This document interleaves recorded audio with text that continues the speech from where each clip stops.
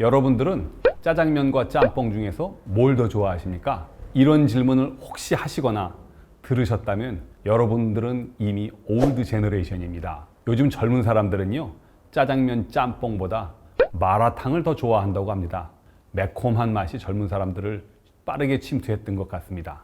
짜장면이 됐든 짬뽕이 됐든 마라탕이 됐든 그런 음식을 파는 중국집들이 몰려있는 곳이 있습니다. 우리 서울의 대림동 같은 곳이 바로 거기죠. 그 영화 범죄도시의 배경이 된 곳이기도 합니다. 거기 가면 도대체 한국에 있는 건지 중국에 있는 건지를 종잡을 수 없을 정도로 한자와 중국어 간판이 즐비합니다. 그런데 지난 6월 달인가요? 그런 차이나타운을 강원도에도 만들겠다고 해서 한번 난리가 난 적이 있습니다. 우리나라 사람들한테 차이나타운은 좀 특별한 의미를 갖고 있기 때문입니다. 차이나타운은 전 세계 대도시 어느 곳이든지 하나쯤은 다 있습니다. 제가 워싱턴 DC에 있을 때도 자주 가서 중국 음식을 먹어봤고요. 샌프란시스코에도 있고 그렇습니다.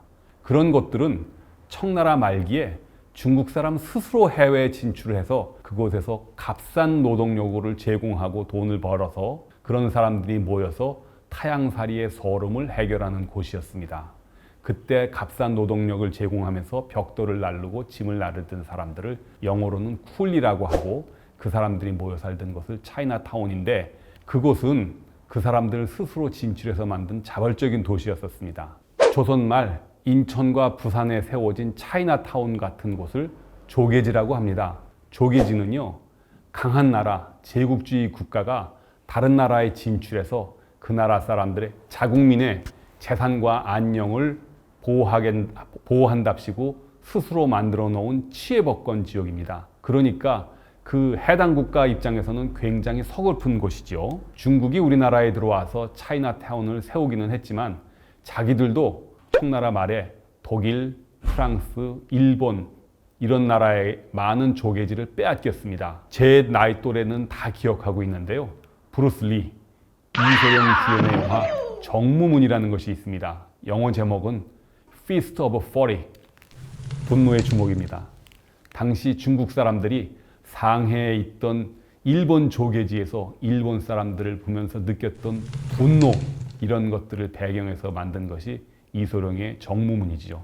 저 어렸을 때 그 영화 보고 흉내내느라고 앞집 뒷집에서 아우 아우 이 소리 많이 들렸고요. 다음날 학교 가서 눈이 시퍼렇게 먹는 쌍절곤 돌리다가 다쳐가지고 오는 애들도 많았습니다. 그 영화 이소룡의 정무문이 바로 상해에 있었던 일본 조계지를 배경으로 한 겁니다. 아마 그 시절 인천과 부산의 한국 사람들도 중국과 일본 사람들을 향해서 똑같은 감정을 느꼈었을 것입니다. 그러니까 강원도의 차이나타운을 만든다고 했을 때 당장 분노부터 했던 것입니다. 자, 19세기 말로 돌아가 보도록 하겠습니다. 일본과 중국은 어떻게 한국에 오게 되었을까요? 일본 사람들은 몇십 년 전 미국이 일본에서 그랬던 것처럼 스스로 운요호 사건이라는 것을 만들어서 군사적인 충돌을 일부러 자행을 합니다. 그래서 1875년에 운요호 사건이 터지고 난 다음에 강화도 조약을 맺고 강제로 우리나라 부산, 원산, 인천을 개항토록 합니다. 중국이 가만히 있을 리가 없습니다. 중국도 똑같은 기회를 엿보고 있었습니다. 1882년 이모군란이 일어나자 우리나라 조정을 보호한답시고 중국 사람들이 군함과 상선을 몰고 경기도 남양주만에 도착을 했습니다. 거기서부터 중국 사람들이 공식적으로 진출하기 시작합니다. 그 당시 조선 사람들은요, 국제법이나 이런 것들을 전혀 몰랐어요. 그냥 힘센 나라가 와서 영토를 요구하면 여기 조계지 있습니다. 나눠서 쓰세요. 모여서 사세요. 해서 조선 관료들은 조계지를 그냥 내주면 그걸로 끝난다고 생각을 했는데요. 그렇지는 않지요. 외국 사람들이 진출했던 목적은 자국의 영토를 확보하는 데 있었기 때문에 그 사람들은 정확하게 자기 땅을 달라고 요구를 했었습니다. 그게 우리나라 술 문화에도 남아있는 것 같습니다. 외국 사람들은 와인잔, 자기 잔을 꼭 킵하고 절대로 돌리지 않는데 우리나라 사람은 폭탄주를 돌리지 않습니까? 그러니까 우리나라 사람들은 소유권 관념이 없었어요. 그래서 조계주 주면 지네들끼리 알아서 나눠서 살면 되는 거지 뭘 그걸 우리한테 물어봐 했는데 그러다 문제가 생깁니다. 모여 살 때는 그 평화롭게 사는 것 같지만 그 사람들 머릿속에는 여기는 내 땅, 네 땅이 분명을 했던 것이죠. 특히 부산이 그 문제가 심각했습니다. 부산은 임진왜란 때부터 왜구들이 하도 침범이 많아가지고 조정에서 여기는 일본 사람들만 따로 모여서 살아 하고 지역을 정해줬습니다. 그것을 외관이라고 하죠. 그러니까 인천 원산과 달리 부산은 일본 사람들만의 조계지라는 생각이 일본 사람들한테 강하게 잡혀 있었는데 중국은 그것을 인정하지 않았습니다. 그래서 기회를 엿봤죠. 그래서 묘한 작전을 핍니다. 일본 사람인지 중국 사람인지 도저히 알 수 없는 화교를 살짝 부산으로 옮겨서 일본 사람들이 몰려 살고 있는 지금 부산의 초량, 그곳 외관 한가운데서 장사를 시작토록 합니다. 지도에 보시는 저곳이 바로 용두산 공원이 있는 그 부근인데요. 여기에 덕흥호라는 배 이름이 아닙니다. 가게 이름인데 덕흥호라는 상점을 차립니다. 일본에서 20년 동안 장사를 했던 중국 화교입니다.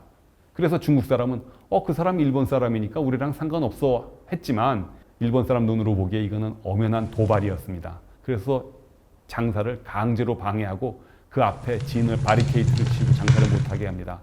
중국이 화가 났습니다.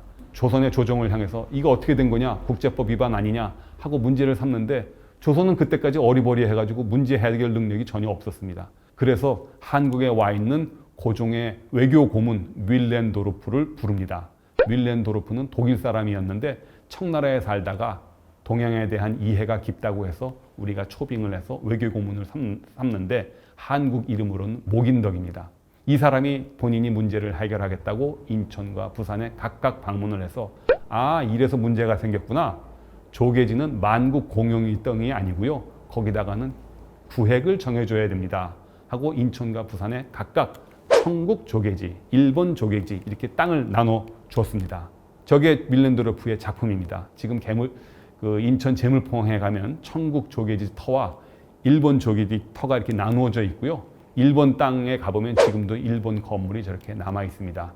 일본 사람들이 외국에 진출할 때는 전형적인 전략이 있습니다.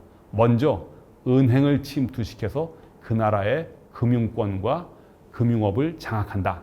그래서 일본 조계지터에 가면 저기 보시는 것처럼 제1은행, 제58은행, 그리고 제18은행 하는 은행들이 여러 개 있습니다. 일본 상인들과 한국 사람을 상대로 예금을 받고 대출을 하던 곳입니다. 저것은 지금 보시는 장면은 부산에 있었던 부산 지도인데 저기도 제1은행과 제18은행이 있습니다. 두 은행이 해관 바로 옆에 있죠.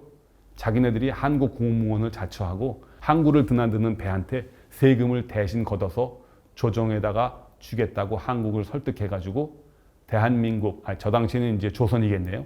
조선의 그 관세청 역할을 스스로 자임을 했던 것입니다. 중국 사람들은 좀 생각이 달랐습니다. 은행 이런 건 잘 모르겠고 중국 사람들은 모여 사는 습성이 있으니 한 군데 모여 살면서 음식점부터 만들었습니다.